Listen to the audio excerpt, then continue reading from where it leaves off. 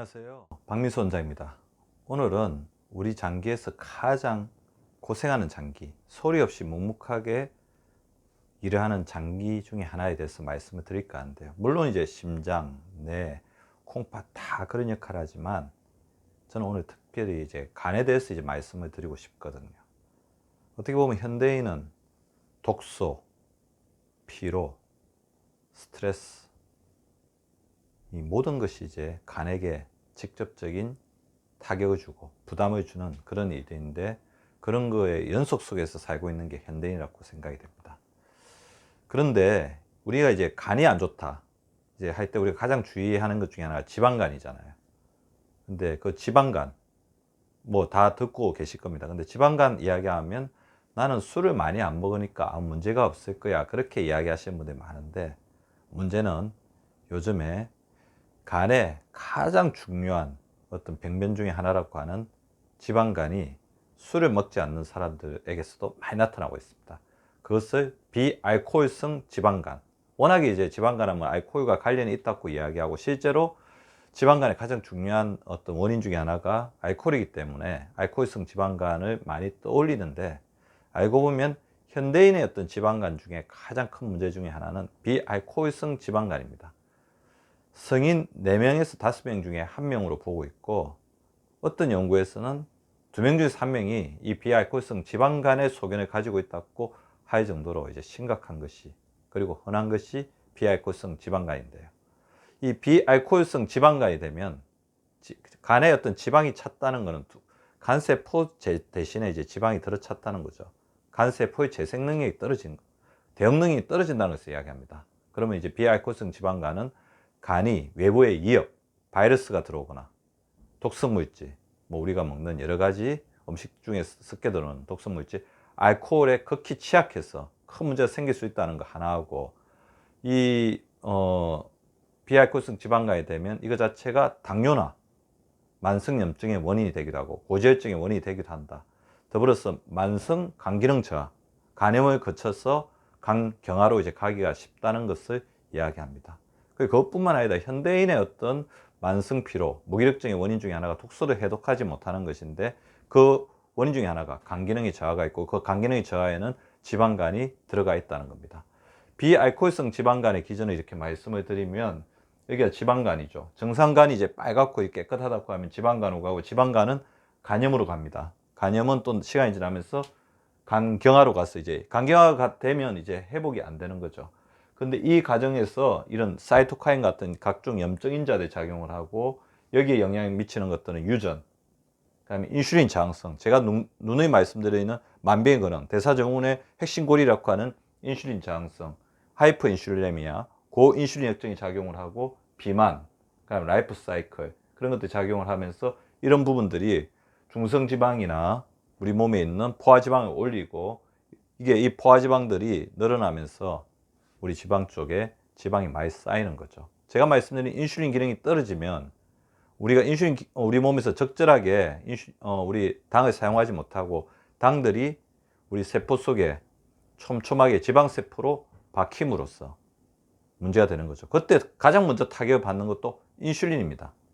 인슐린이 자기가 역할을 못하기 때문에 고인슐린 혈증으로 보상을 하는데, 그 어쩔 수 없이 간에게 또다시 당을 집어넣으니까 그게 지방세포가 되면서 지방간이 되고, 비만, 고인슐린 혈증, 당뇨, 잘못된 생활습관, 우리 몸의 염증, 이런 것들이 다 지방세포화 되면서 지방간을 만든다는 거죠. 그래서 검사소견이 굉장히 중요하죠. 그래서 저는 병원에서 오시는 분들은 반드시 이제 우리가 혈액 검사를 할 때는 간기능 검사를 하라고 합니다. 간기능 검사는 고지혈증이나 당뇨, 혈압 못지않게 굉장히 현대인에서 중요한 검사입니다. 그래서 이때부터는 조금 더 주의를 하자고 하는 건데, 우리가 우리 OTPT, AST, AIT, GOT-GPT를 정상을 40 정도라고 보는데, 40이 안 넘었으니까 아무 문제가 없을 거라고 생각하면 그거는 굉장히 방심하시는 겁니다. 저는 30이 넘어가면서부터는 그것은 주의를 기울여야 된다고 생각을 하거든요.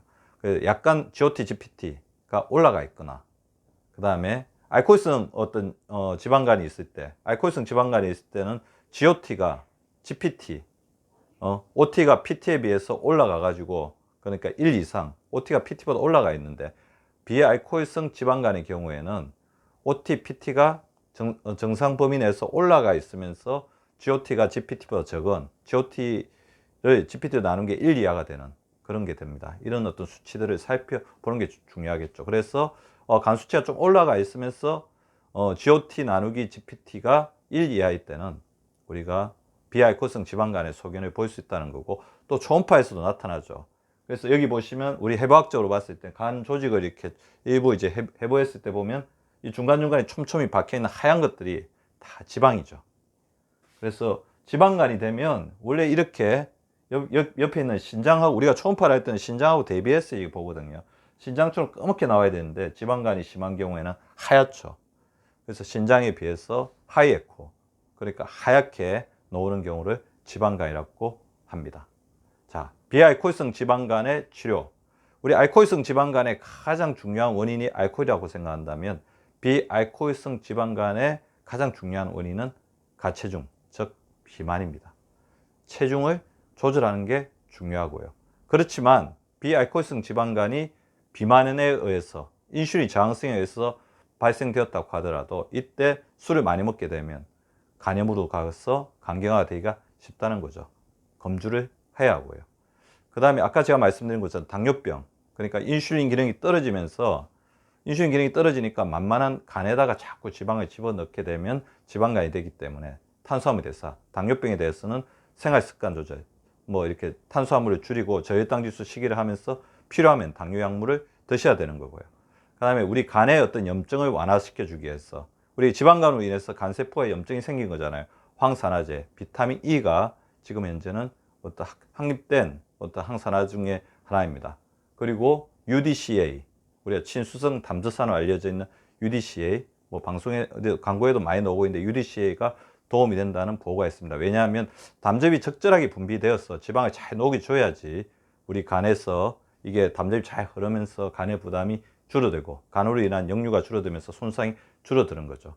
물론 이제 콜레스테롤이 많으면 이것 자체가 우리 간으로 가서 지방간이 되는 게 아니냐 해서 그리고 콜레스테롤을 낮추는 약을 일부 먹자는 견해도 있지만, 지방간을 낮추기 위해서, 없애기 위해서 콜레스테롤 약을 드시는 것은 권유되지 않습니다. 단지 콜레스테롤 자체, 고지혈증 자체가 심장병, 뇌질환의, 뇌혈관 질환의 굉장히 중요한 원인이기 때문에 그런 원인으로서 콜레스테롤을 낮추는 목적으로는 사용됩니다.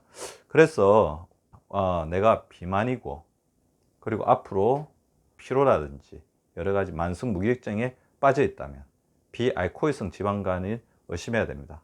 그래서 혈액 검사를 반드시 병원에 가서 해보시고, 필요하다면 초음파까지 해서 비알코올성 지방간으로 판명이 된다면 제가 알려드린 체중 조절, 그리고 건강한 생활 습관, 간에 좋은 영양 성분들을 잘 섭취해 주시기를 바랍니다. 간은 아주 소중한 우리의 가족입니다. 여러분이 눌러주시는 구독과 좋아요는 사랑입니다. 많이 많이 눌러주세요.